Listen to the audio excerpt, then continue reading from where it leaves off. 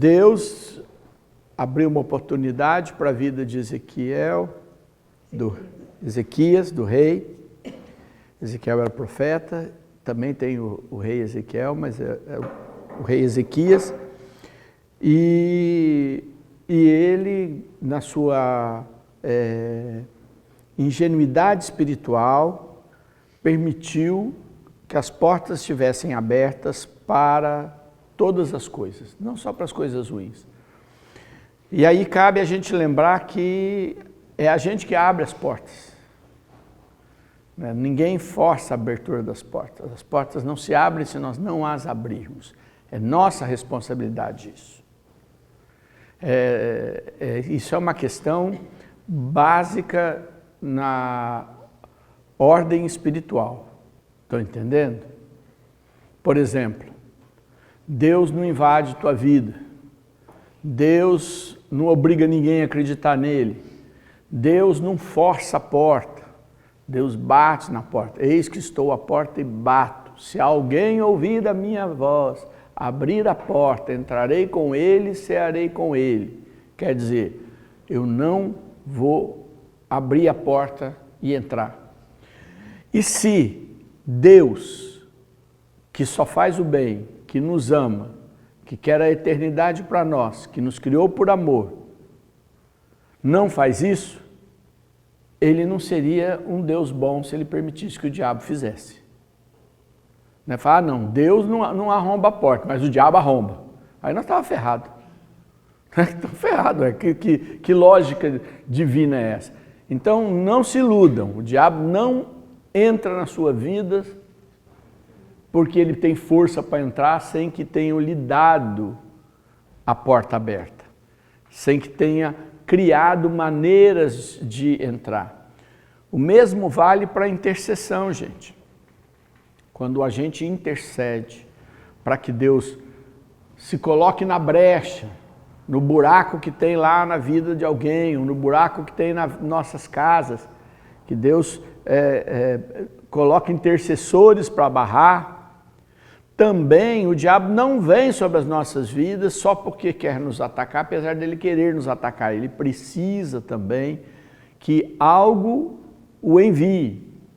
E é por isso que ele usa quem? O mesmo que Deus usa, as pessoas. Estão entendendo o que eu estou querendo dizer? Então, como é que ele usa isso? Aí nós vamos conversar um pouquinho, mas nesse momento agora nós vamos pedir para que Deus nos dê a graça de deixar as nossas portas, as nossas janelas fechadas para o maligno e fechadas para as coisas e as obras das trevas. Amém? Senhor, nós queremos pedir, nos ajuda, Senhor, a proteger as nossas vidas, as nossas casas, a deixar, Senhor, fechadas as nossas portas. Nós pedimos, Senhor, vem em nosso socorro, vem cuidar de nós, Senhor. Vem proteger-nos, Senhor. Vem deixar, Senhor, a Tua graça nos proteger, proteger as nossas casas, proteger as nossas vidas, proteger a nossa vida interior. Cerca-nos, Senhor, agora com Teu Espírito e a Tua coraça. Orialamari canta labaralaxiriria. Xandaralabaralaxiriria lalabaracanta lalabaralaxiriria lalabaralaria. Xandaralabaralaria lalabaricanta labaralaxiriria lalahiria lalabara. Xandaralabaralaxiriria lalabara. Uma coisa muito importante. Muito importante. Veja, a pessoa fala assim, uma vez nós éramos jovens, o pessoal falou assim, nós vamos montar um grupo, vamos lá num terreiro de macumba e nós vamos fazer uma intercessão e vamos acabar com o diabo naquele lugar. A ideia de jovens, né? Muito inspirada essa ideia. Não fizemos. Mas certamente teria sido uma cilada sem fim. Quando eu fui pregar no Japão, a gente chegou alguns dias antes. E aí estava eu e o Reinaldo Reis, e o pessoal leva a gente para ver os locais turísticos, né, da cidade. Então nós estávamos em Nagoya, então foi onde a bomba atômica caiu, uma das cidades, então a gente foi lá ver um monte de coisa e tal. E lá tinha vários templos budistas. Para quem não conhece, o Japão não é budista, né? Tem gente que se engana. O Japão é shintoísta. 30% do Japão é budista. É igual a proporção de evangélicos no Brasil, que somos católicos, 30% evangélico. Lá 30% é budista, mas 30% é bastante, né?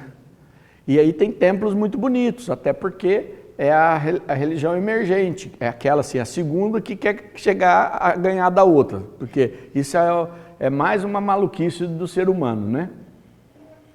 Quando você vai nos eventos ecumênicos é assim, tudo que os evangélicos fazem aqui para dizer que os católicos são idólatras, quando você chega num país que é de evangélico e que a minoria é católica em torno de 20%, os católicos fazem tudo igual. Né? Quer dizer, esse espírito de competição é um espírito totalmente que Jesus fala, vocês estão tudo perdidos fazendo essas coisas que vocês fazem. Né? Não é por aí que meu reino se instala. Mas eles nos levavam nesses templos. A gente chegava, aí o Reinaldo falou para mim, nós vamos pregar um encontro difícil num país onde os cristãos são 1%. Falou, nós não vamos se contaminar aqui, mas vamos ficar aqui mesmo. Nós não entramos em nenhum. Perdemos a visita. Quando eu vou num lugar que tem muita coisa exótica, por exemplo, eu ia pregar no Pará, ou então em alguma... E o pessoal quer levar a gente para fazer o quê? Comer coisa deles. Eu sempre falava, terminou o encontro, vocês podem levar eu, porque eu vou comer, porque eu não ligo de experimentar as coisas, eu até gosto de experimentar e saber como é que são diferentes culturas. Mas não vou antes, porque se o diabo usar isso para me dar uma desconjuntura aqui, acabou o encontro. Por que eu vou arriscar? Né? Nem água. Dependendo do lugar que está, se não tiver água mineral, eu não tomo a água, entendeu? Porque eu sei que nada vai acontecer de mal se nós não deixarmos portas abertas, gente. Estão entendendo o que eu estou querendo dizer? Então, para que o mal haja, ele também se usa dessas coisas, ele se usa de grupos de pessoas que acabam imaginando sabe qual, eu digo assim, que a maior arma do maligno, na minha opinião, sabe qual é? A inveja. Porque a inveja nasce sem você fazer nada. Alguém que olha para você e acha você bonito. Pronto.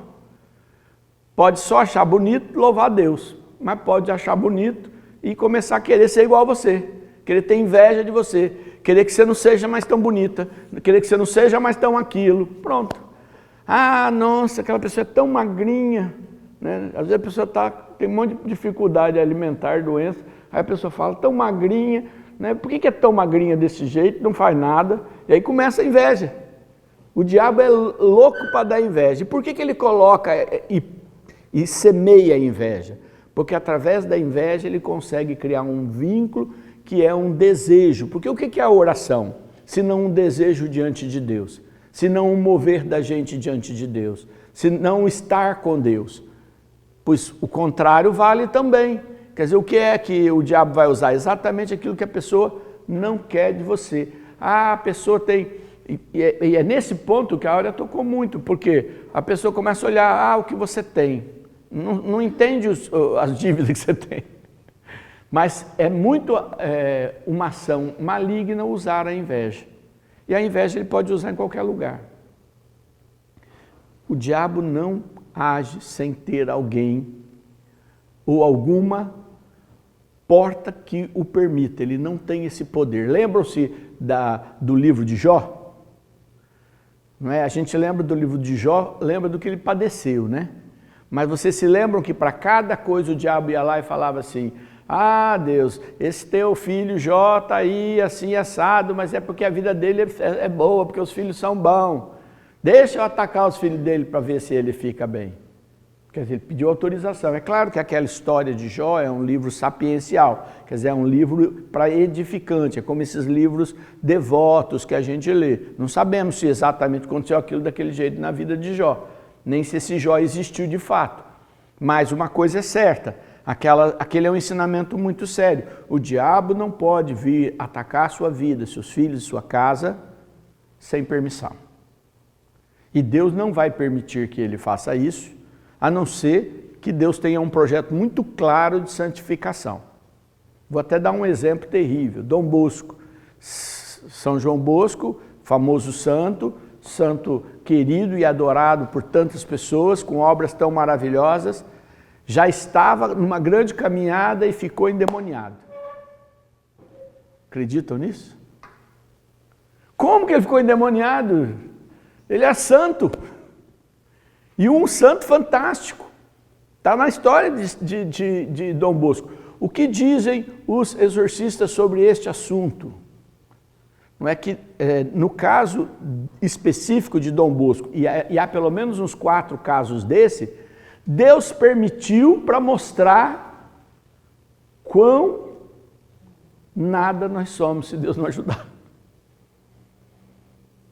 Porque ele era santo. Como é que ficou endemoniado? Precisou do diabo ser expulso dele. Podem ler na história de Dom Bosco. Podem pegar e ler. Então não pense que a gente vai ficar imune. Eu estou cada vez caminhando mais com Jesus, eu estou imune. Você não vai estar imune nunca. Desculpa. Falar, mas isso é muito desgastante, Sidney. Cansa muito. Pois é, mas é o caminho da fé. É o caminho que você não descansa nunca de combater. Não descansa nunca de proteger. Não descansa nunca de pedir perdão. Não descansa nunca de estar, porque surgem. Eu estava no Rio de Janeiro, já contei a história para vocês, estava no Rio de Janeiro pregando no carnaval. Aí o palco era assim, mais ou menos dessa altura, assim, era o palco, porque era uma espécie de ginásio de arquibancadas retas, assim, bem grande, mas não era ginásio, era alguma outra coisa lá. E tinha um palco bem alto, e estávamos eu, alguns padres, né, porque até a adoração ao Santíssimo, e aí eu fui fazer a oração de libertação, porque nós tínhamos tido um problema no dia anterior com o comando lá, vermelho, sei lá que cor que era aquele comando lá, que tinha mandado um recado para o encontro, que era para o pessoal não ir com roupa não sei de que cor, porque ia ter uma briga das facções lá e a pessoa podia ser confundida. Olha que mandaram avisar no encontro, porque o encontro tinha lá umas 5.000 pessoas, que era para não ir com roupa não sei de que cor lá, porque a guerra lá ia estar com as roupas. Então, aí eu falei, meu Deus, que lugar que eu tô, né? Que manda avisar no encontro, né? Alguém avisou a intercessão. Aí a gente avisou todo mundo, né? Com aquele medo de que alguém não ouvisse, porque você dá aviso, 2/3 não escuta, né? E daí rezamos, e aí eu falei, vou começar hoje com a oração de libertação, esse negócio não está certo. E comecei a oração de libertação, não lembro quem estava comigo também, outro pregador, começamos a rezar, e no que eu comecei a rezar, eu chamei o padre, falei, os padres venham aqui, estendam a mão para o povo para poder, né, com a autoridade que vocês receberam pelo sacramento, né, então eles têm a autoridade da ordem, venham repreender também todo o mal aqui conosco, pedi para eles virem mais perto. No que vi mais perto, que eu comecei a rezar e que Deus me falou alguma coisa, o padre saiu do chão, voou para cima, caiu de costas no meio de todo mundo. Assim, foi um negócio, ficou todo mundo apavorado, todo mundo perdido, eu vendo aquele padre imenso, que era um padre grande, tribuchado lá no meio, e outra coisa, ele não caiu de cima assim, ele voou e caiu, plaft. E aí eu continuei a libertação, porque eu sabia que era coisa do diabo que não adiantava fazer. Falei para o pessoal, não se mexa, fica cada um no seu lugar, os servos vão ver o que vão fazer, não se preocupem, né? Porque todo mundo quer ver, né? Todo mundo para de rezar para ver. E continuei fazendo a libertação, daqui a pouco o padre levantou, ficou sentado lá um tempo, ficou sentadinho ali assim, agachadinho, e nós continuamos a rezar, uma parte apavorada, algumas pessoas foram lá, ele falou que estava bem, saíram. Depois ele subiu lá em cima, e aí ele falou que, contou tudo que ele sentiu, tudo que tinha acontecido, e aí eu falei, olha, Deus me mostrou várias pessoas em cima de um telhado. Ele falou, pois é, ele falou, eu sou de uma igreja onde tem muita gente importante que gosta de fazer casamento, Deve ser uma igreja muito bonita, no Rio de Janeiro tem várias bonitas, num lugar mais afastado, onde vai muito artista, muito isso, muito aquilo. Ela falou, e aí eu sou muito famoso aqui no Rio de Janeiro. E eles descobriu que foi formado um grupo de pessoas para fazerem suas invocações para destruir o padre. Para que não atraísse holofotes e com isso o evangelho fosse visto, fosse descoberto. Então tinha um grupo de pessoas, quer dizer, o diabo cria grupo de intercessão. É verdade. Né? Inspira pessoas com ódio, arranja uma desculpa qualquer, isso está errado, aquilo está errado. Então, o diabo não faz sozinho, ele inspira igual. Então, quando nós também somos inspirados por Deus, nós não podemos deixar de fazer a nossa parte dessa batalha. Quero ler esse texto para vocês, peguem aí, Jeremias, gostam de Jeremias? 18. Jeremias 18. Olha só, que surpresa. Aqui, ó. Oração do Dom Bosco, vou fazer, ó, por acaso, está aqui, ó, bem onde eu abri. Jeremias 18. Pegaram? Profeta Jeremias 18. Se você estava no Isaías, é bem pertinho, é o seguinte. É o seguinte. Ok? Pegaram? Foi dirigida a Jeremias a palavra do Senhor nestes termos: vai e desce à casa do oleiro, e ali te farei ouvir minha palavra. Desci então à casa do oleiro, e o encontrei ocupado a trabalhar no torno. Quando o vaso que estava a modelar não lhe saía bem, como costuma acontecer nos trabalhos de cerâmica, punha-se a trabalhar em outro à sua maneira. Foi esta então a linguagem do Senhor: casa de Israel, não poderei fazer de vós o que faz este oleiro? Oráculo do Senhor. O que é a argila em suas mãos, assim sois vós nas minhas, casa de Israel.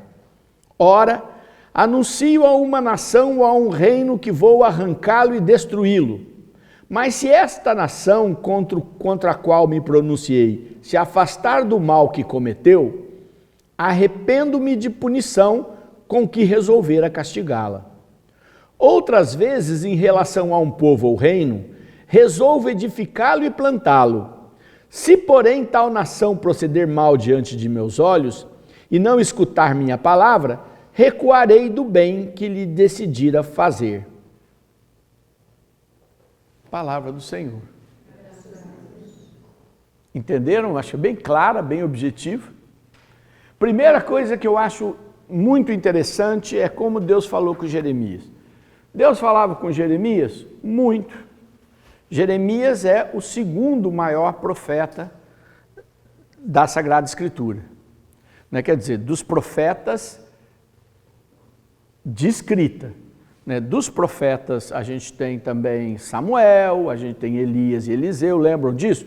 São profetas que não escreveram nada, que não temos profecias deles, temos a vida deles. Dos que são de palavra, nós temos Isaías e, em seguida, Jeremias, depois Ezequiel, os três maiores. Jeremias, ele ouvia a Deus muitas vezes, Deus falava com ele. E aí Deus, em vez de falar para ele toda essa história, Deus fala para ele: vai na casa do oleiro. Vocês não acham isso interessante? Pois deveriam achar.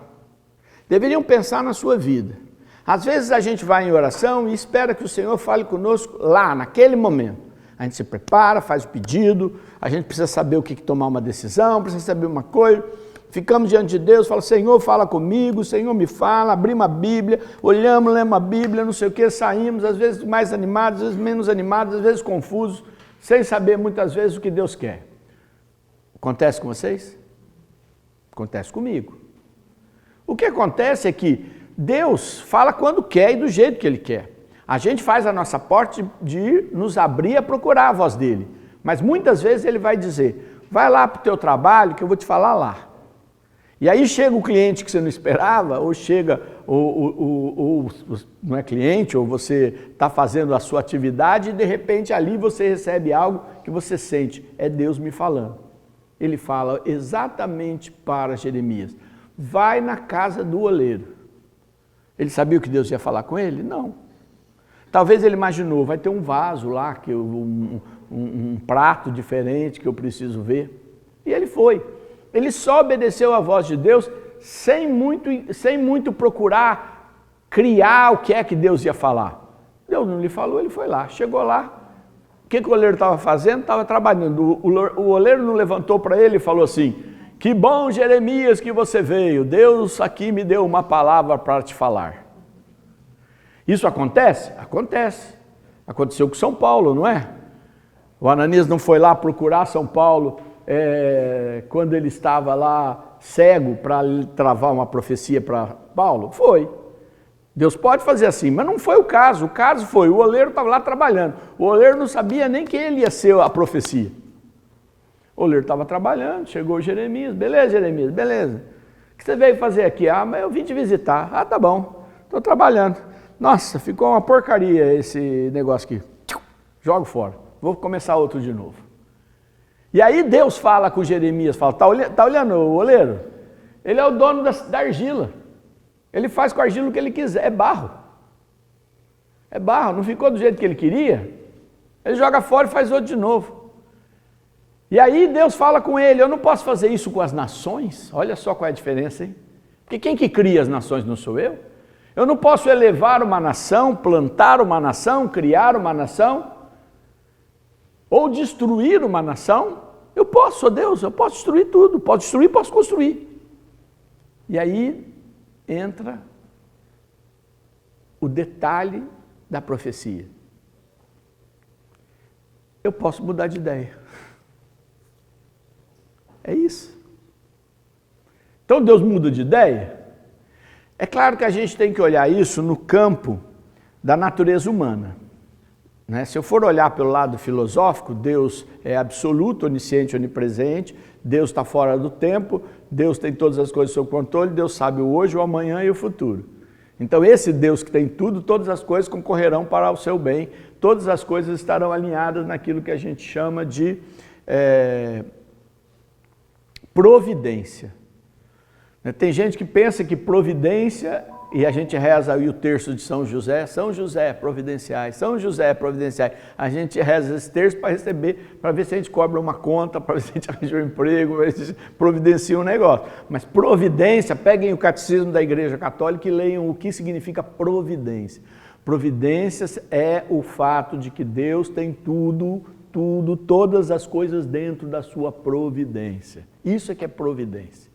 Todas as coisas estão com Deus. Então a providência de Deus não muda, mas Deus diz que os seus caminhos para chegar a ela podem se tornar diferentes. Meu caminho é de bênção para você, mas você não quer mais olhar para mim e me seguir? Não tem problema não, vou fazer meu caminho de bênção através desse lado aqui. Depois eu volto para ver o que sobrou do você, para resolver o que eu vou fazer com você. Vocês estão entendendo o que eu estou dizendo? Quer dizer, aquela bênção que o Senhor te prometeu e ficou garantida, ela está ligada às tuas respostas, às minhas respostas. Se as minhas respostas mudam, Deus vai fazer a obra dele, mas ele vai encontrar outros caminhos. Ele fala, não posso eu decidir não mais edificar aquela nação? Porque achei que ela não vai se comportar mais bem? Não posso eu desistir de destruir aquela porque mudou seu comportamento? Então, o que cabe a nós? Cabe que a nossa oração, ela não é só uma oração que sai de mim e vai para Deus. Ela é uma oração que também olha para mim. Estão percebendo a diferença? É uma oração que olha para mim e diz assim, por quê? Por que isso? Será que é por causa do mundo? Será que é por causa das coisas que mudaram externamente? Ou será que tem algo aqui que eu preciso tomar providência para que aquela bênção retorne aqui? Entende o que eu estou falando? Não sou eu que estou dizendo isso. Está aqui, ó. Profeta Jeremias falando para Israel. Eu posso fazer nações serem plantadas ou serem destruídas, de acordo com o que elas respondem. Então ele também está falando, Sidnei, as promessas da sua vida, da sua casa, estarão mantidas, mas dependendo das tuas decisões, eu posso mudar. Por isso, essa vigilância que a gente escuta no Evangelho é tão forte. Vigiai e orai. E as pessoas acham que orar é vigiar. Vigiar não é orar e orar não é vigiar. Conseguem perceber isso ou não? Não é porque as duas palavrinhas vivem juntas na Bíblia que elas são a mesma coisa, não são. Ah, mas eu estou aqui orando, vigiando. Não, você pode estar orando, você está vigiando mesmo? Porque vigiar significa eu observar quais são os meus pontos fracos, eu observar como estão minhas muralhas. Nós fizemos aqui uma formação inteira no ano passado só sobre as muralhas de Neemias, não foi?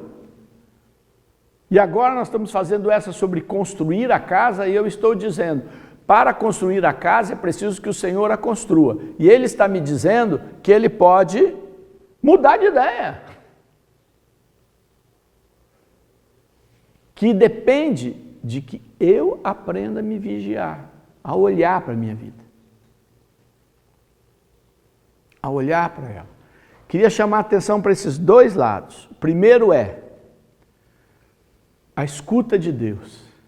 Aprendermos a ficar abertos a escutar Deus aonde Ele quer nos falar. Porque às vezes Ele vai nos falar nos lugares mais inusitados. Eu lembro até hoje que eu estava no encontro, chegou o padre Canoas, um padre que era de Campinas, muito ungido no encontro, e aí ele chegou com a gente e falou assim, eu estava vindo para cá, ia pregar tal coisa, e aí eu fui tomar uma garapa e Deus falou comigo. Aí ele virou para mim e falou assim,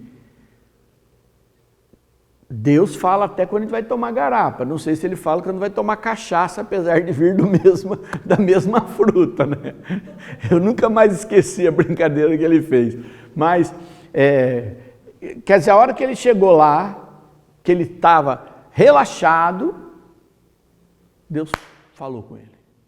Agora, como é que ele sabe que Deus falou com ele? Porque ele estava vigilante. Então você não sabe exatamente a hora que Deus vai falar com você. Pode ser numa hora que você não estava imaginando que seria o lugar mais adequado. Você fala, não, mas você tinha que ter falado comigo a hora que eu estava lá diante do Santíssimo. Por que você está falando comigo aqui agora que eu estou sentado nessa cadeira esperando para ser atendido, por exemplo? Pois no caso de Jeremias, ele foi ter que escutar Deus lá na casa do oleiro, olhando o serviço do oleiro, para Deus mostrar com aquilo que ele estava olhando e falar com ele. Será que ele teria entendido direito se ele não tivesse visto o ofício do oleiro trabalhando? Aquilo que ele ficou olhando, acabou mexendo com ele, e Deus falou com ele, e ele pôde entender, porque ele estava ali, naquele momento vendo. Também vai ser assim com a gente. Vamos descobrir as coisas na hora que a gente estiver observando e abertos àquilo que Deus falou, com as coisas que vão acontecendo. Ou, no caso, não aconteceu nada com ele, mas com o que ele estava observando. Observando o trabalho dos outros. E Deus falou com ele.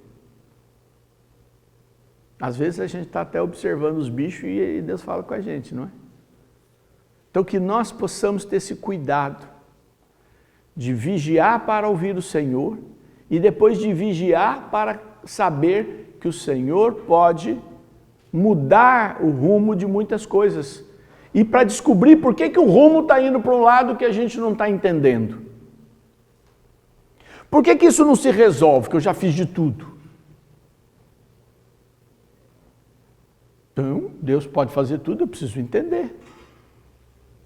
Se tem algo que eu não estou fazendo para esta bênção acontecer. Ou se há uma brecha que foi aberta e que eu preciso tomar providências. Ou o contrário também. Se eu estou fazendo algo para que a destruição não venha de verdade. A destruição prevista, hereditária, o que quer que seja, ela não é obrigada a acontecer. Amém? Acho que a gente já tem bastante coisa para rezar, né? Eu acho que hoje nós tivemos aí duas formações que vão fazer a gente pensar bastante. Tanto a do Ezequias, quanto essa do oleiro e Jeremias. Tem muitos textos de oleiro na Bíblia, mas esse é muito interessante. Esse é diferente dos outros. A maioria dos outros é Deus sendo o oleiro e nós sendo o barro. Nesse caso, é o que Deus pode fazer com as coisas. Ele diz, eu posso elevar uma nação, derrubar uma nação. E essas duas coisas nos dão direção para a nossa caminhada espiritual. Vocês não saem daqui só recebemos algo, vocês saem daqui com uma direção para a vida, para a gente trabalhar esse mês. Amém?